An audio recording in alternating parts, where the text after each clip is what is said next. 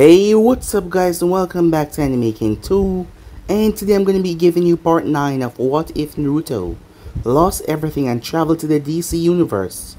Remember to get this one to 100 like as usual, and also guys, stay in tune because I'm going to be posting something new over on Anime King 3, so stick around for that guys, and also stay in tune for a movie over Anime Prince and another series over Anime King guys. So yeah, if you're new, I indeed have 4 channels, which I post What If on every single day. Yes, you heard that, every single day. So don't forget to turn on the bell notifications, see exactly when I post, because I do post a lot guys. And also, if you're new and this is the first time you hear my voice, comment down below so I can welcome you to the family personally guys.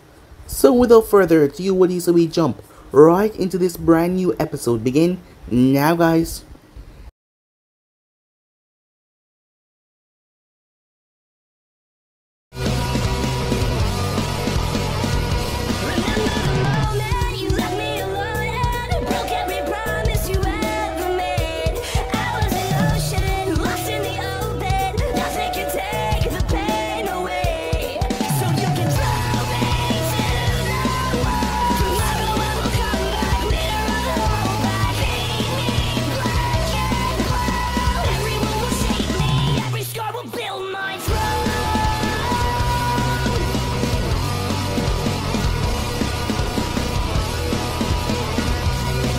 So the last time we left off, the group consisting of Batman, Superman, John, and Supergirl were able to witness Naruto memories. Supergirl remained at Naruto's bedside while the others was drinking, as it was a lot. They had seen a lot of terrible things, especially Batman, but that was a lot. The kid did not even know his own name, and yet despite all of that, he fought for them. He fought for them despite everything they put him through, the attacks, the hatred. And that wasn't even the worst of Naruto's memory.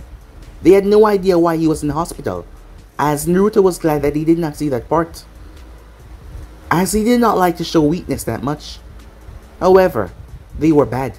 The other members of Justice League arrived on the scene, as they wonder if some sort of threat happened, seeing that the others were looking rather shaken. However, they told him that Naruto was never a threat to begin with. They did not tell him about the memory that they saw. However, from what they saw, even Superman decided that the rules that were placed against Naruto was not ones that should be there. And even Batman decided that if Naruto went overboard, if Naruto did what he thought was right, he would have the best lawyers that Bruce Wayne could provide. From what they were able to see in his world, maybe he was right about people being so dark that they could not be saved. The other members were shocked to hear that, Batman of all people saying that. It just goes to show how much he was shaken up by the memories that he saw. As for Naruto, as he came to, Kara saw him wake up and she immediately hugged him, happy that he was okay.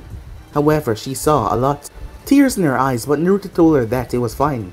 He could not change the past, but he could look forward towards a better future. As Batman came in not too long after, as he placed on the bottle for Naruto, as he told him that Superman was gonna basically told him that all the rules had been lifted. With that, he left. The next morning, Superman came by as Kara was sleeping in the same bed as Naruto, as he told her to get out. As he told Naruto that all the rules that were placed on him were now lifted, such as him couldn't go into the armor room or going on missions by himself. Well, that was a good thing to hear. When Naruto was finally able to go back to his room, as Naruto had some past memories popped up, it was Sasuke, who got devoured by the Jubi. And after that, it was nothing but chaos as Naruto had failed to stop Sasuke. Sasuke was so focused and believed in his own ideals. Naruto was not able to stop him at all, and he always blamed himself that he could not save his friend. However, things had gone so far, as Naruto woke up, calming himself. Making his way, Naruto took several deep breaths as he started to take the tension off his body. That is when chaos ensued as something was happening, as the general called him. The general was working for Cadmus and Batman knew that. Arriving there was strange spiders and also panthers trying to take over the city. Adam told him that this was a machine that was sent to other worlds to replicate from every material that they had, and they slowly take over that world. So they had to destroy it, as Naruto asked them how deep it was and how wide it was. After getting the coordinates from Superman and Supergirl, Naruto told them all to back away, as he had John and Dr. Fate bring up a shield, as Naruto started to pump more of the fox chakra, as Naruto turned into a miniature form of the fox, with 4 tails behind him as he jumped up into the sky. Everyone, including the generals, all watched as Naruto started to form something. When he released it, the entire place shook violently. The general was shocked, everyone was shocked. Video and footage was taken of the whole thing, as Naruto came down back. As the chakra was messing with his system a bit, however, the natural energy was able to cleanse it. Kurama chakra was very powerful and deadly. However, Naruto's body was able to sustain and cleanse it by now. As they made their way towards Naruto's farm, seeing that their shift was over, as Kara was all too happy to fly him there the moment she heard that. While that was going on, Slade and Cadmus came to an end in their little mission, as Slade had his own agenda now. As the Waller and the others were able to witness what Naruto was truly capable of, they were shocked by the frightening amount of power that he possessed, not to mention that the League had a beam that could carve a trench in the earth like that. As it got them to panic, and panicked people always make irrational moves. While that was going on, Ares found Slade, as he told him that he knew what was inside the child. Slade heard about the mythical fox of the Japanese region, a 9-tailed demonic fox. However, Ares told him that he was not anywhere close to the full information about the fox, as Slade told him to enlighten him. So yeah guys, basically let's split off. You guys can switch across the play sector for yourself, and don't forget to go ahead and check out the rest of what is coming your way over in the other channels, and I hope you guys enjoy each and every one of them. So without further ado, what do you say we jump right into this brand new episode? Begin now guys. As Naruto arrived at the Kent's farm rather quickly, figuring that Jonathan was already out and about, he didn't bother with the house as he moved toward the field. That is when he heard the noise as he saw Jonathan on a large corn harvester. As Naruto walked and shouted over the noise, "Jonathan Sensei, I take it that now will be the time to harvest," he said, cutting the machine down so that he could hear Naruto. "What was that you say, Naruto?" he asked. "I asked if now will be the time to harvest," said Naruto, as Jonathan nodded. "That will be correct, kiddo. Need any help? Or do you still remember how to work your harvester after that lesson I gave you a while back?"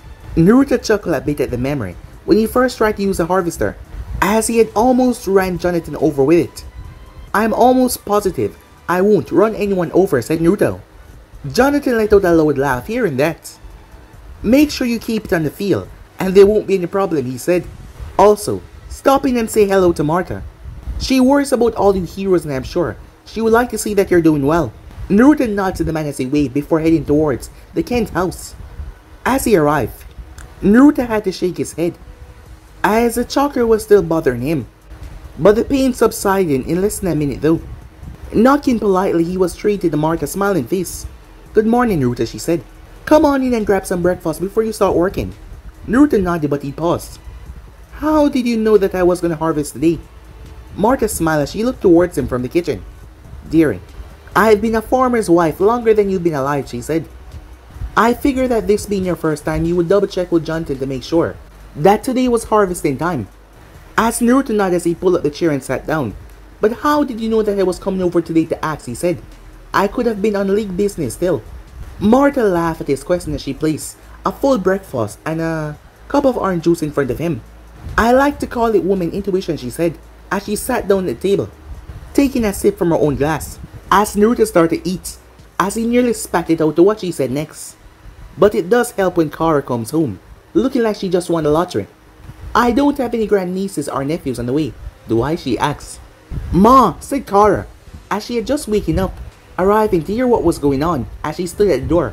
Naruto turned towards her. He had to grab his nose to prevent any blood loss, as she was wearing black shorts that were even shorter than the one that she wore on their date, and a black shirt with pictures of ramen all over it. She noticed him holding his nose as she smirked.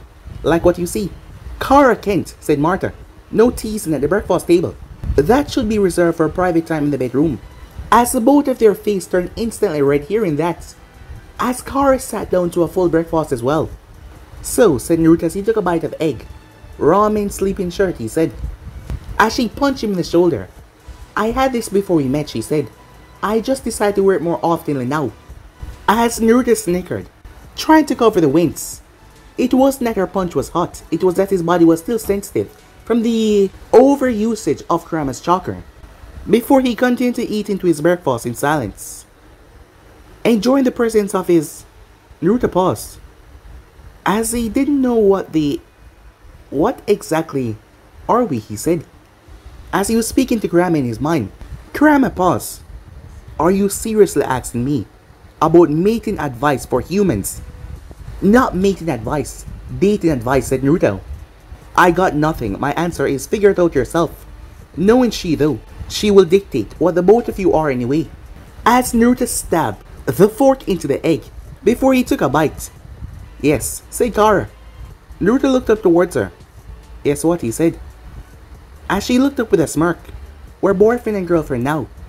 Told you, said Kurama. As Naruto raised the eyebrow with a counter, but we've only been on one date, he said. Both could hear Martha coughing under her breath as she left the kitchen to the both of them, a smirk on her face. However, Kara simply smirked at him. Well then, I guess we're official now, said Naruto. His voice wasn't showing much enthusiasm as she slapped him on the back of the head. Go get to work, goober, she said. As Naruto released a chuckle before giving her a kiss before, he made his way back towards his farm. Meanwhile, interesting, Slade said. After hearing what Ares had to say, it took all night, but Slade was no more interested in his new target.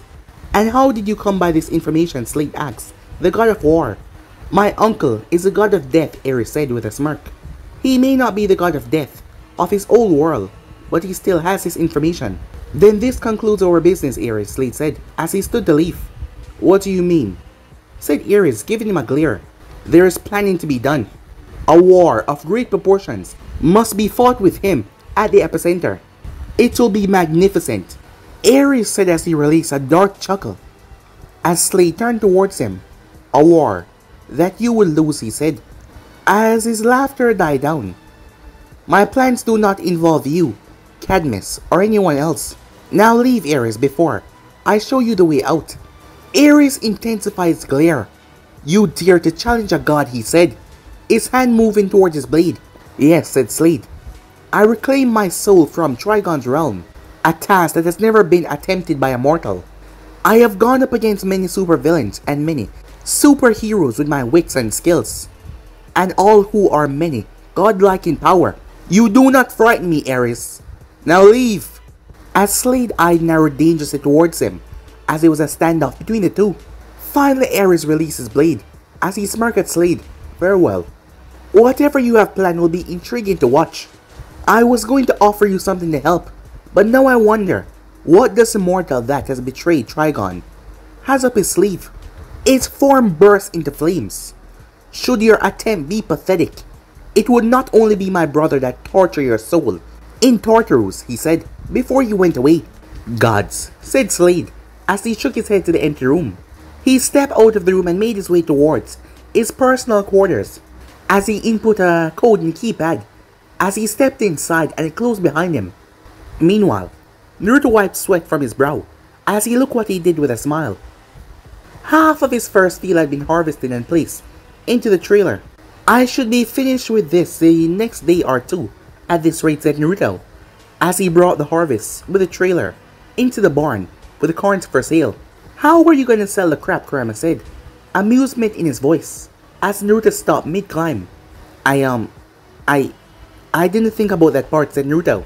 I'll just ask Jonten Sensei if he'll be able to sell it for me, and he can keep like 40% or something. As Naruto started up again, heading towards the trailer, opened up the back door as he saw the large amount of horns, as he summoned some clones. Time skip. Pitiful really, Slade said, as he looked towards the down guard at the lab. They're nothing but overpaid mall cops. As he kicked one out of his way, before he went towards the terminal computer, as he started to type something up in the lab. Ah, here we go, he said, glee in his tone. Naughty, naughty Cadmus. Leaving plans for healing nanites, based off Amazon, on unsecure servers. As he removed a cable from his belt and plugged it into the terminal, that is when he heard the door being forced open as he turned to see Amanda Waller with a contingent of guards behind her, all of them weapon up aiming towards him. Deathstroke the Terminator, Waller said, a smirk on her face. Come quietly, and we just might let you live. As Slade laced his fingers together before resting his elbow on his knees. and resting chin upon his hand. I do believe that I cancel our contract, Miss Waller. What purpose do you have here? The mercenary asked, head of Cadmus. You were, and you are still the product of Project Cadmus. You do not dictate your contract with us. We do. As for why I'm here, it's because you broke into a secret facility of Cadmus to further your own gains. As Waller stepped forward, it's time to reel you in, Deathstroke, she said. Slade glanced towards the terminal. He will need a few moments of stalling. What is it with you and coming up with codenames for everyone, he said. I hardly ever go by the name Deathstroke anymore. The only ones that use it will be the villains I face. The ones that hold respect for me and you. It is like you think like a villain. What is that old saying again, he said, patting his cheek. Ah yes, you either die a hero or live long enough to see yourself become a villain. Waller looked stunned at him comparing her to a villain. How dare you, she said.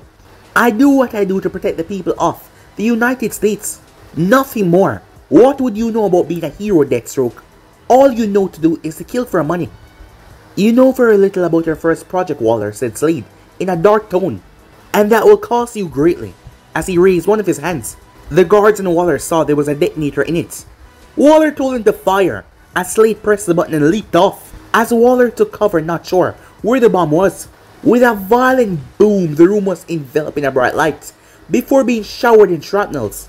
Getting over the shock, Waller peered out where Slade once was. Damn it, she shouted, seeing broken robot parts all over before shouting towards the guards. Get any wounded to the medical area. Also, get IT down here along with the scientists. I want to know what he stole. Time skip, Slade, Nightwing said as he threw projectiles towards him. Whatever you are trying to steal from Wayne Tech, we will stop you. He was flanked by his other teammates. Yeah dude, Beast Boy said. We're gonna kick your butt. Slade smirked under his mask. Titans, he said. While I do enjoy this little reunion, I have other business to take care of. However, if you're looking for a trip down nostalgia lane. He snapped his finger as plasma, overload and cinder block barged through a wall. These three would be more than happy to oblige. Titan, go! Nightwing shouted as he leapt into action. While that was going on, Slade slipped away. Time skip. Senior Slade, a heavily accented voice, spoke up in the captivity of Arkham Asylum. You have some huge boulders for sneaking in here. As Slade stepped forward to be seen by none other than Bane. It's been a while, Senior Bane, he said. However, this is not a special call. Whenever our visits are of a social nature, Bane asked the other man, who helped him become what he is today. Too true, said Slade. Knowing that he didn't have any venom made Slade less worried. However, Bane was still one of the top fighters amongst the rebel of the Gotham underbelly. I have come to collect that favor when I introduce you to Senior Ra's al Ghul, Slade said in the man's native tongue to show there was no debate. So what is it that you want then? There's not much I can do while being held up in here, Bane said while moving his head around to show his capture. Slade nodded before he continued. I need the access code to the Venom factory on Santa Prissy, he said. Bane's eyes widened at that before turning into a glare. That factory will only produce while I am there. I will not give up my Venom supply. Not even for you, Senior Slade. Slade nodded, but he did not really care for the man's reason. I do not care for your Venom.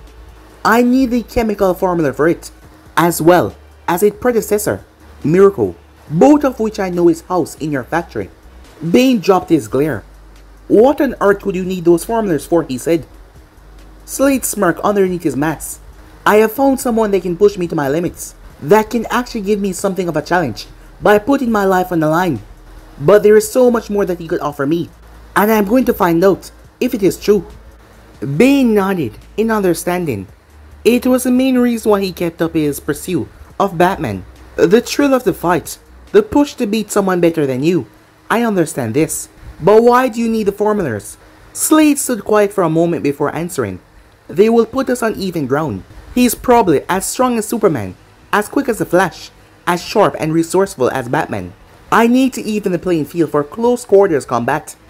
As Bane started to laugh, as he realized who he was talking about. You mean that you're going up against a new member, Shinobi? Slade nodded. And what is so funny about that? That bastard level almost half a mile worth of desert into a crater, and you think you can even out the playing field with him? Slade raised an eyebrow. How do you know about that? All of Arkham knows about that, Senor. And most of us wish to test this newcomer, but I doubt the Venom and Morocco will level the playing field. Slade nodded before continuing. Leave that to me. Now, the access codes, if you please. This will make us even, Senor, said Bane. Slade nodded.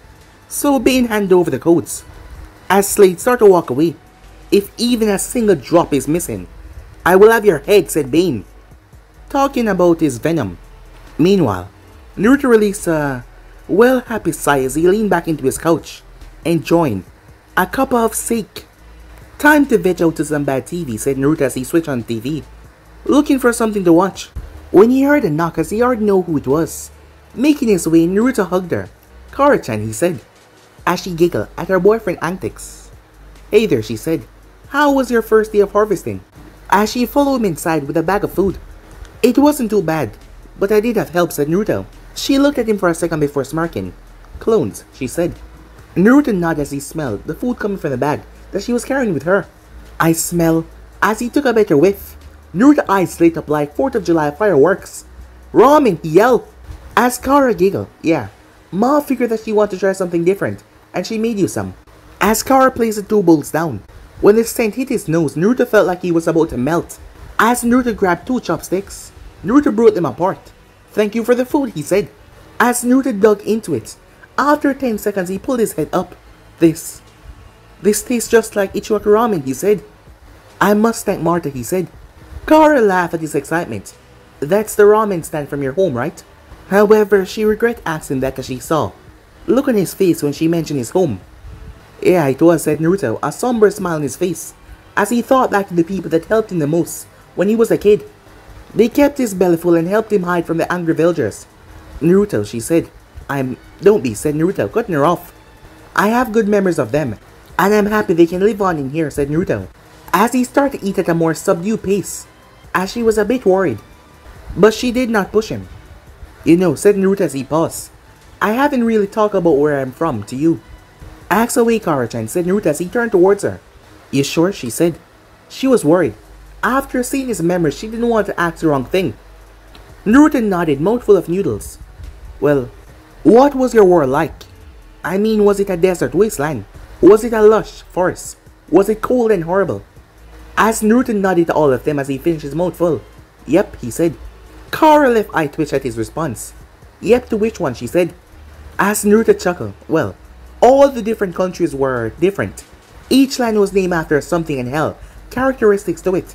Like where I'm from, it's called Hainokuni R, the land of fire. It was named that because we had a very humid climate, and most of our shinobis have a fire affinity. She nodded before she asked, what's a fire affinity? You know those attacks I do after making gestures with my hands. As she nodded, those are called jutsus, or techniques. They're created from energies inside of us called chakra, which is a combination of spiritual and physical energy. With me so far, said Naruto. Kind of, said Kara. So this energy comes from within, and all humans have it. Correct, said Naruto. Now about 90% of all shinobi attacks have some kind of elements or stipulation to it. As far as the elemental attacks go, there are fire, wind, lightning, earth, and water affinity, meaning that it's easier to create and control an element that you're better allied with. Kara nodded before she realized something. If I had to guess, I would say that your affinity is wind, right? Yep, got it in one, said Naruto. Anyway, back to the original question, there were 4 other large countries as well. There was a land of wind which was mostly desert, rolling sand dunes and such, and they mostly consist of wind affinity there, which was rare in my homeland, said Naruto. And then there was a land of earth. It was a rocky, mountain terrain, plenty of earth users there, and some of the leaders there had even learned how to fly, which I so wanted to, said Naruto, as she saw him pouted. And then there was a land of lightning. They were up in the mountains, far up, said Naruto, like up in the clouds, and there was many thunderstorm. These guys mostly consist of lightning affinities. And then there was a land of water, said Naruto. It was a cluster of islands gathered together, surrounded by a large body of water. He took a bite of his food before continuing. Plus, there were smaller countries that got their names from what differentiated them, said Naruto. Wow, said Kara. Next question, said Naruto. Your other teammates. The pink-haired girl, Sakura, I think her name was. What was she like? You talk about Kakashi and Sasuke before, but you only briefly mentioned her. As Naruto started to laugh at the way she pronounced their name. It's Sakura, he said, and Kakashi. As Kara blushed at that. But don't feel bad, said Naruto. They're foreign sounding to you, and you did pretty good while trying to save them. And Sakura was, well, an interested teammate to say the least. How so, said Kara, tilting her head. Well, when she first joined the team, she was a fangirl, which was common in the academy. All those prepubescent girls wanted the dark and gloomy, mysterious pretty boy, while she never grew out of her crush, which turned into an infatuation. She turned into an amazing kunoichi. All it took was a reality check. What do you mean by fangirl? Also, what was the reality check? Naruto placed down his ramen as he knew that this would be a long explanation. Well, a fangirl is best described by my late sensei, Kakashi. To which when I asked a question he said, and I quote, fangirl are a rabbit, soul-sucking monsters from the depths of hell. They have no rational thoughts, and if you ever get them angry, run. Just run and never look back. Okay, said Kara, trying to come to terms with that statement. But, said Naruto, the reality check. That came from our first team mission outside the village. What would be Sasuke and Sakura first C-rank mission? But that would be my 20th, said Naruto. It was a catalyst for the events to come. Flashback. Genin Uzumaki, Sarutobi said, as he was speaking down to Naruto. Do you believe that your fellow teammates are ready for a C-rank mission? This would be Naruto's 20th C-rank mission, so Hiruzen would like to hear his opinion. As Naruto stood forward in front of his teammates, Sasuke was jealous, and Sakura was angry that her crush was not being called to answer that question, as Kakashi was there watching. Hokage-sama, said Naruto. Sure, he did call him old man in private, but Naruto had grown and learned there was a time and place for everything. My teammates Sasuke and Sakura has shown excellent teamwork through our D-rank missions. Both have improved their jutsu library, passed the academy, and are ready to move on to C-rank missions. Very well, Sarutobi said as he took a few puffs from his pipe. He picked a scroll up as he tossed it to Kakashi, who caught it, before he opened and read it. He then looked towards the shinobi at the door, as a man was brought in. His name is Tazuna. Their mission was to escort him to the Land of Wave, and watch over his proceedings of finishing the bridge. Tazuna looked over the team in front of him. I paid good money for a ninja, he said. I don't want some rotten brats. As Sarutobi gave him a stern look. You paid for a C-rank mission, you're receiving a team that is capable of handling one. He nodded as he stormed off, muttering about meeting at the East Gate, as Kakashi issued his orders for all of them to pack for a 1-month mission outside the village. Once they met up with the man, they made their way, as they've been working for around a few hours now, with Naruto taking point, Sakura and Sasuke flanking both of his sides, as Kakashi was bringing up the rear. Kakashi and Naruto were used to running C ranks. They did not speak much unless it regard keep their client safe, while Sakura was just gushing over Sasuke, who was trying his best to look intimidating. So, Tazuna said awkwardly, y'all don't seem to talk much, do ya? Sakura, fearing for her reputation, blushed as she was about to stream out an apology. However, Naruto beat her to it. Tazuna-san, he said, we were hired to protect you, not to be pleasant traveling company. Naruto's eyes did not leave the head of the trail. Sakura felt a bit annoyed though, that the blonde had spoken for the whole team, when in truth, that was not how she felt. She was a gossip brat at heart. She loved to chat especially about her Sasuke. Don't pay attention to that perverted blonde. He's just jealous of Sasuke's awesomeness. How do you know that he's perverted? Tazuna asked a raised eyebrow. Simple. He reads those porn books in public. Same with her sensei as she gestured towards the man who was currently reading said smut. He noticed her eyes on him as he looked up and waved at them with an eye smile. Are they always like this? Tazuna asked, looking between the Jonin and the head of the group. When both Sakura and Sasuke nodded, Tazuna shook his head. You shinobis are weird, he said. Well, myself and Sasuke are not. Just these. Naruto came to a stop. Sakura was cut off as she almost slammed right into him. Idiot, she said. Don't just stop in front of someone without warning. As Naruto did not even bother to regard her, he just glanced up towards Kakashi. How many, said Kakashi. 2, said Naruto. As he glanced towards the puddle, Chunin leveled based on their reserves and the use of Genjutsu. There's no sign of Genjutsu, Naruto, Sakura said, getting further aggravated with her teammate. As Naruto ignored Sakura and pulled a handful of shuriken from his pouch, Kakashi-sensei, I will spring the trap. You two, stay by Tazuna. Do not let them through. Without even waiting for an answer, Naruto leaped as he threw the throwing stars as they arced straight towards the puddle. In a flash of movement, two figures burst from the puddle to avoid the shurikens, as they had a connecting chain running from their arms that were attached to the gauntlets.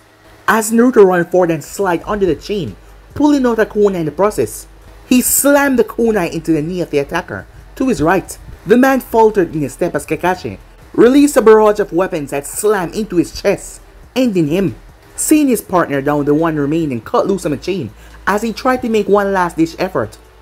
However, Naruto realized almost too late that he was not the target. They were going after Tazuna. Thankfully, Sasuke stepped in though, a brutal kick to the enemy temple, and he was knocked out. Before we interrogate this one, Kakashi said, turning toward Tazuna, you better start talking why two well-known Kirin ninjas, missing names, came after you. As Sakura and Sasuke were surprised, they never heard Kakashi sound angry before. I don't know, Tazuna said as he started back up. They were probably after you for being shinobis.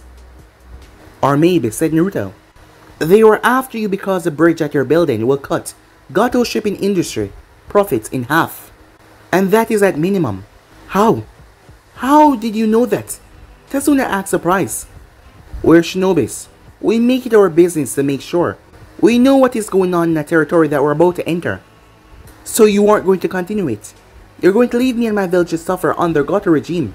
You don't know what it's like to live with a tyrant stepping on your throat, he said. Calm down, said Naruto, not bothered by the man's hysterics. We wouldn't come if we weren't going to continue. Naruto's statement caught Sakura and Sasuke by surprise. You mean, you knew about this, Kakashi-sensei? Sakura asked her Jonin-sensei. Yep, he said. This is Naruto 20th C-rank mission. That is why he was able to spot and incapacitate those Chunins. As Kakashi turned toward Tazuna, the Hokage sent their team hoping that Gato only hired bandits and rogue untrained samurais. However, that is not the case, and upon the completion of the bridge he will pay the full amount. Tazuna nodded as he agreed, but how much will the full amount be? As both Naruto and Kakashi looked toward each other before they shrugged.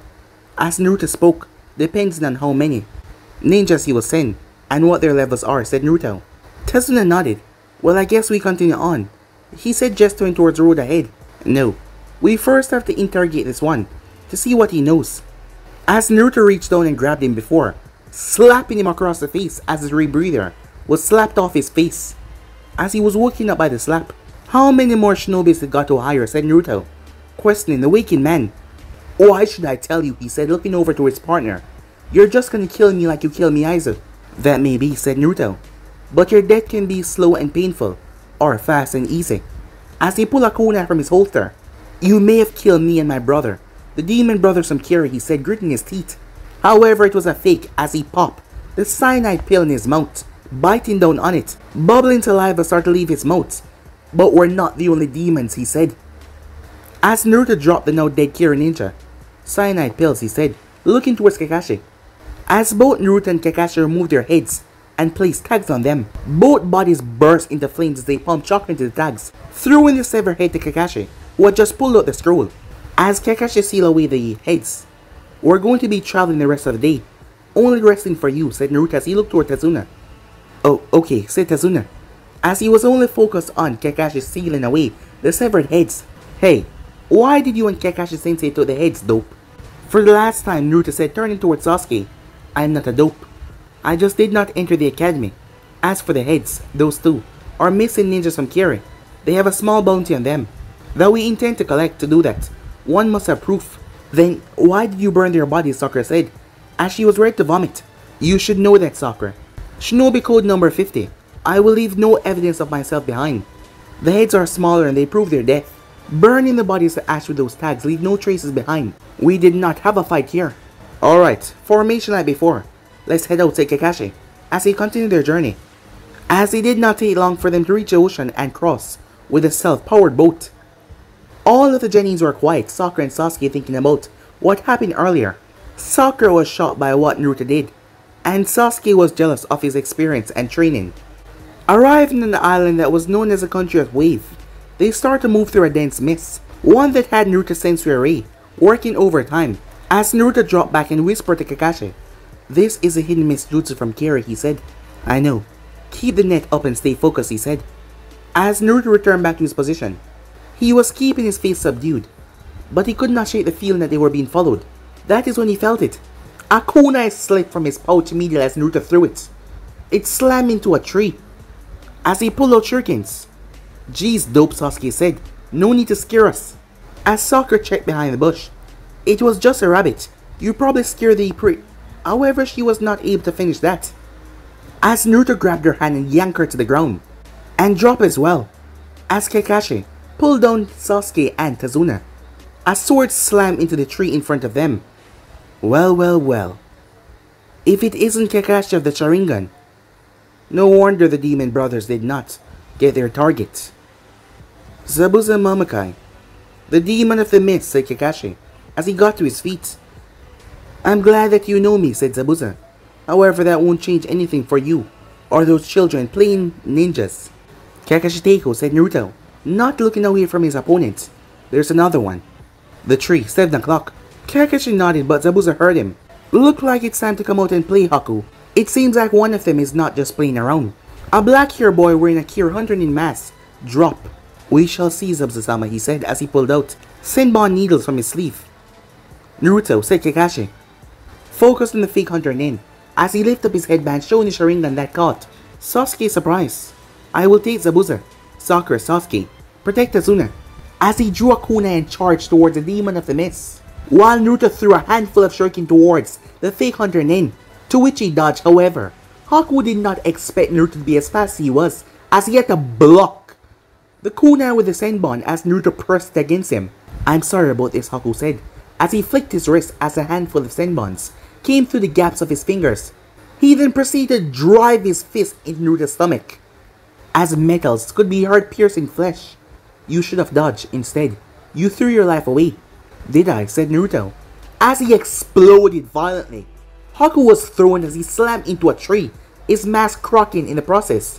He was dazed as he tried to regain his senses. He quickly rolled away, dodging a barrage of shurikens flashing through hands, and he stomped his feet down as water rose up. As he formed them, the ice Senbon and sent them to where the shurikens came from. They made contact with something, but there was smoke. "Damn it. Another clone," Haku said. Haku looked as he jumped up in the air as hands almost grabbed his leg. Sensing that he missed his target, Naruto emerged on muddy ground. "That was pretty sneaky there," Haku said, as he brought his hands up into his sleeves. "We are shinobi," said Naruto. "That we are," said Haku as he brought his hand out. Naruto expected more Senbons, but no. Haku went through 2 one-handed seals. "Shit," said Naruto, as Naruto shot forward. However, before he could lay a punch, Haku sidestepped into a mirror. That is when Naruto realized he was trapped in a dome of mirror. "This is my strongest jutsu. I am sorry that it has come to this, but I must take you seriously to assist, Zabuza-sama." At the mention of the other, Naruto turned to the gaps as he saw that Kakashi had landed quite a few hits on the man, as he was not used to fighting the Sharingan. Haku started to release barrage of Senbons, as all of them started to find their mark. "I need to end this quickly," Naruto thought, but he was unable to see which mirror Haku was in. While the Senbons did not really do that much damage, it was a place that Haku was attacking, joints and pressure points, to take Naruto down. "Shrink your sensory net down into the dome, and then find him, and kill him," the fox said, as Naruto sent out a mental thanks to the demon that offered advice occasionally. Haku thought that Naruto had resigned to his fate as he closed his eyes, but that wasn't at all. The moment Haku left one of his mirrors, Naruto lashed out with a chakra enhanced punch. Haku was thrown like a rag doll, smashing right through his own mirrors and skipping across the ground. Haku slowly opened his eyes. He got up as he saw red eyes looking at him. The ground under Naruto's feet started to tremble a bit as he shot off, leaving an arc in his path, pumping as much chakra through his feet as possible. As Haku was able to retaliate quickly, showing impressive speed. However, the moment he clipped Naruto, his body went up in smoke. Haku's eyes went wide. It was a trick. Slam! A kunai was sent right through his back, tearing through his heart. You did well," Haku said. as he slid off Naruto kunai, collapsing face first dead. As Naruto turned his gaze towards Kakashi, however, Zabuza was already dead. The both of them went through the process of removing their heads. What should we do with that? As Naruto pointed towards the giant blade, Kakashi covered a Sharingan. I don't know, he said. Back in the real world, Kara was listening to all of this. As Naruto continued, later, when we got back to the bridge builder house, Sakura asked me why I killed him. I told her this: we are shinobis of Konoha. We were tasked with the mission of protecting Tazuna the bridge builder from harm. Had we let those two live, he would have died, and this mission would have been a failure. And if you're uncomfortable with that, resign once we return back home. As Naruto finished his ramen, as he spoke up again, after that, she started to take her training seriously. She realized that shinobi life was not glamorous or pretty. She stopped dieting, she cut her hair, she wore a bandana tied her pink hair, and she stopped wearing perfume and brightly colored clothing. But she never did stop her pursuit of Sasuke. Wow, said Kara. That would definitely be a wake-up call. While Kara had seen him kill at a young age and knew his world was harsh, it was still a lot to hear. But as she started to take her training seriously, she became really strong. Like as strong as you, said Naruto. Really? Said Kara, surprised. As Naruto nodded, yes, she recreated a strength technique that was used by one of our legendary Kunoichi. When said Kunoichi found out, upon her return, she took her under her wing.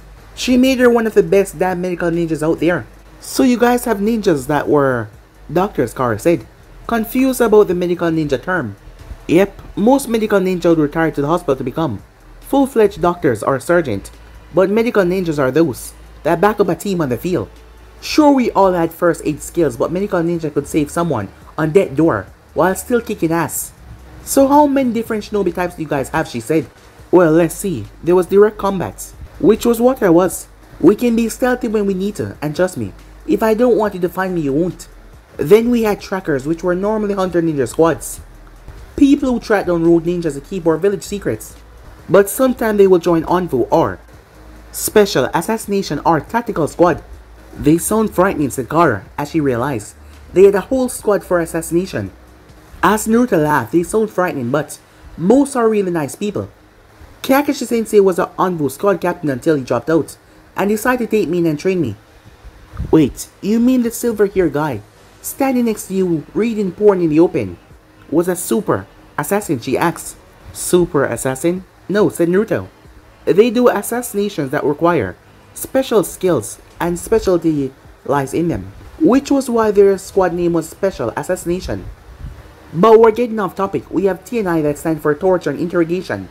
No, those guys were some messed up people. We had infiltration and information gathering specialists. Really, all kinds of shinobis. She took it all in as she asked a question. So, you said you were a direct combat shinobi. What does that mean, she asked. As Naruto got up and stretched, motioning her to follow him. Well, direct combat shinobi is a frontline soldier. We get the bodyguard missions, protection details, patrols, bandit hunting and such. Or if a hunter squad or envoy run into a hitch, we get called because stealth is out of the window. As Naruto went down to the basement as he grabbed a bottle of sake, want one, he asked. She shook her head. Do you have any idea how pissed Clark would be if he found out I drink liquor over here? Very pissed, said Naruto. But you're technically older than him, right? Technically speaking, yes I am, she said. But do you think that I'm not ready? That I have not matured enough, she said, as her face hardened. How the hell do you have all that liquor? It's illegal for anyone under the age of 21 to have alcohol, she said. It's all from my home, said Naruto. I kept them stored in storage seals, which was locked away with storage compartments on my body. I didn't trust a lot of people. I had numerous break-ins. A lot of my stuff get destroyed or stolen. So I got in the habit of keeping everything on me, said Naruto. As she moved forward, her eyes softened as she hugged him. I'm sorry, she said. But that doesn't explain why you have it though. As Naruto nodded and hugged her back. As far as liquor consumption goes in my world, we have a different age requirement. If you're old enough to kill, you're old enough to drink. All shinobis, no matter age, were allowed to drink. Civilians have to wait until age 16. So technically, you're old enough. As she released the hug, giggling as Naruto dragged her upstairs with 2 bottles of sake. Meanwhile, Master Wilson, Wintergreen called out. The result tests are back. The improved serum will help to increase your strength. To what level has yet to be determined. However, there seemed to be an added benefit of increasing your speed as well. Just like you predicted. Once more, what level of increase has yet to be determined. Excellent, Slade said. Just a few more items and we'll be ready. Ready for what, Sir? Wintergreen said. Battle, Slade said, as you could hear the glee in his tone. A fight to see what truly lies in the heart of my target. Hanging up his phone, Slade looked towards his final target. A building in Metropolis. Lex. If only you knew what your own company can do. Such a shame you look towards that Boy Scout in red underwear. Maybe you're gay, but who am I to judge? As Slade entered the facility, undetected, he knew Luthor's security by the back of his hand because he was paid by Luthor to help set it up. As he arrived to his goal, without any fuss, as he arrived inputting a code in the keypad, as the door opened to reveal an armor so mass, so great, it could probably rival the United States Army twice over. But these weren't any weapons you could find at the local gun store.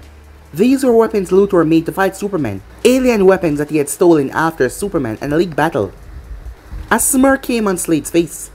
Let's pick a few things that will make an impression. Meanwhile, Bruce, Superman said, as they were at their own table in the watchtower, why did you call this emergency meeting? As all of them were there. Slade, he has been busy for the last 24 hours. He broke into a secret Cadmus facility and stole information about the nanites used in the creation of Amazo. He broke into Wayne Tech Jump City branch and stole wrist thermite lasers from the space construct. He also visited the Venom factory, and he also stole weapons from Luthor's personal arsenal. What does all of this mean, Bruce? Diana said, as the 4 other members saw her glaring at Batman. All of them knew about their little flirting and Diana trying to get him to go to a date, so it wasn't a big surprise to see her glaring at him. So far, everything I've come up with leads to one final result, said Bruce. And that is, don't keep us waiting in suspense, said Flash, based solely from his old transgression against my old protege Nightwing. And with the technology and information that he has obtained, he's planning to launch a personal war against Naruto. For what purpose I do not know, but I think he wished to pull him to his side. Why though, said Clark. The memories, said Bruce. Slade has always played in the gray area. Yes, he killed for money, but there's times when he went against villains as well. He's a mercenary through and through, but he doesn't just work for villains. Nor does he have world-altering goals like Ra's al Ghul.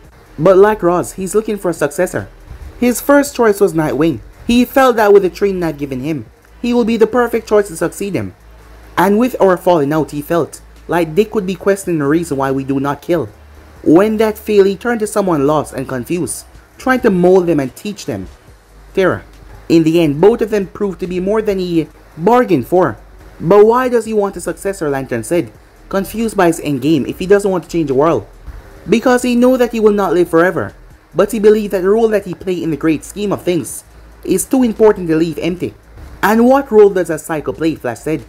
He believed himself to be a necessary evil in the world, a balance keeper if you would. Ah, I see, said Diana. That is why he worked for both sides. He has killed tyrants that abuse human rights. He has freed innocent girls from human traffickers and saved thousands of lives from villains.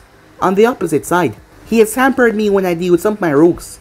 He has installed tyrants and dictators, and he has killed more innocent people than I can keep track of, said Batman. And he wants Naruto to succeed him because of what he has done in his home world. Because he was trained to be just like Slade, said Clark. This is not good, Clark muttered to himself. What does this mean for us, Diana asked. First, should we put Naruto on the inactive roster list, or let him face someone that is gearing up to challenge him head to head, and potentially turn him away from the league? We will do nothing, Batman said. Before they could speak, he continued. Slade has fixated on him. It is his nature. If we take that target out of play, he will do whatever it takes for us to put him back on the board. You're playing a dangerous game, Bruce, said John. You're playing a game with someone else's life, and potentially ours as well. You saw the kind of damage a kid can do. What if Slade turned him? I am starting to get tired of your shadow games. Hell, Hal is still pissed off about that thing with Legion of Doom. I do have my misconception that he did not let us know how strong he really was, said Martian. I mean him no disrespect. He is one of the few outsiders of all of you who actually talk to me, he said. But that kind of power is truly troubling. But he hasn't used it, said Flash. I mean, think about it. If Naruto wanted to, he could have been Night Slay the moment he got here, but instead, he settled down in Smallville. And one random accident placed him in Big Blue Sight. Then we forced him to join, which I'm still mad to learn about. And then you guys are questioning why he doesn't use his power like that. From what I'm guessing, he didn't want us to fear him. As the others that went through Naruto memories understood why, Naruto did not tell them everything. Correct, said Bruce. Say what? Said Wally surprised. You too, said Bruce looking towards Clark. And the Martian, you know what he went through as a child. You know how he was feared and hated. Would you talk about all the things that you could do, with the kind of power that he wields? I am not even sure of my own limitations, to be honest, so I understand him not wanting to share everything with us, said Clark, and I think we should take Batman lead on this. If we deny Slade Naruto, there's no telling what he will do to try and force our hand. Well, I don't like it, Green Lantern said, as he was still upset about Naruto hiding powers and abilities from them. No one asked you to like it, you just have to deal with it, said Batman, as he got up and headed towards the door. I think I will join you, Bruce, Diana said with a glare, so that we can finish our conversation. Why do I have a feeling that he's about to finally get chewed out, said Flash, as there was a smirk on his face as he said that. But guys, if you end subs right here, if you want to see the rest of them, you know what to do, smash that red subscribe button and comment down below. And also stay tuned for some new series coming your way for Making 3. I hope you guys enjoy, so without further ado, what do you say we jump right out of here. See you guys soon, peace.